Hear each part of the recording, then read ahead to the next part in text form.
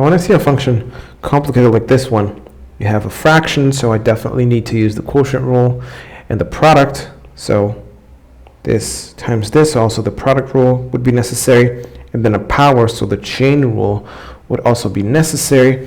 You can avoid all that work by using what's called logarithmic differentiation. So use a logarithm, apply that to both sides to simplify a lot of this, get rid of these quotients and multiplications, turn them into sum and subtraction, or vice versa, and then we're going to see what that gives us. So just write out y equal to x squared plus 1 to the fourth e to the x over x squared plus 4. Apply ln on both sides, so ln of y equal to ln of this ugly thing. And one of the key properties of logarithms is that they turn multiplication into sums.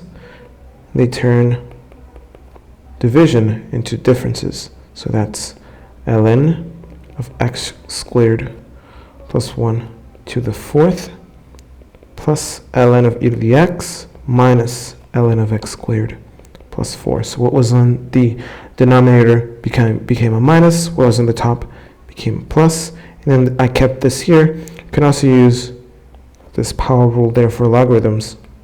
Also call this the flicker rule sometimes, to bring this 4 down, because that makes it even easier. Now ln of e to the x is just x. E to the x and ln are inverse functions. So that makes my life even better. So what I need to do now is use implicit differentiation and the chain rule several times to make things work. So on this first one, I'll derive both sides. So I'll prime the left-hand side and I'll prime the right-hand side. To get that, the derivative of ln y, that's 1 over y times y prime. So note that I don't know y prime, that's what I want to know, but I do know y. Y is this. And I can just calculate the right-hand side, and when I'm done with that, I'll just multiply y over. So let's calculate the derivative of the right-hand side.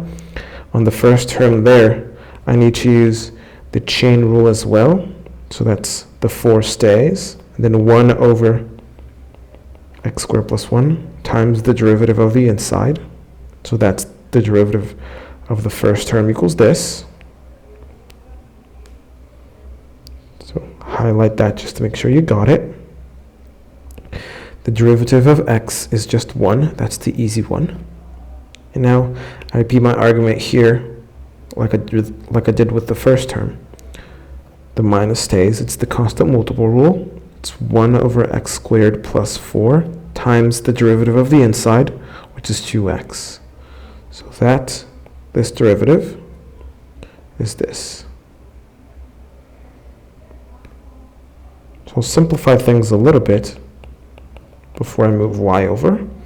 So I have 8x over x squared plus 1 plus 1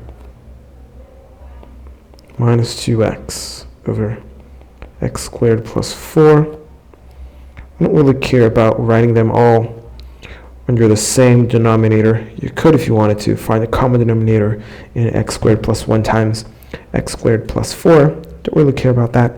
So I'll leave things as they are, maybe just reorder, and then I'll multiply y over to get that y prime is y times, like I said, 8x over x squared plus 1 minus 2x over x squared plus 4 plus 1. Positive thing about that is that I know what y is, so I can just replace y, this, and here. And then y prime will be x squared plus 1 to the fourth e to the x over x squared plus 4 times 8x over x squared plus 1 minus 2x over x squared plus 4 plus 1. Now take a second to see how weird and how complicated this result is and how long it would take us to get this by using the quotient rule, the product rule, chain rule, and then grouping them all together to get to this point. You can go further than this if you want by knowing that if you use distributive property on each of those, you can cancel one of these with this, and then group this with this when you multiply. But I'll leave it at that and let you decide what you want to do.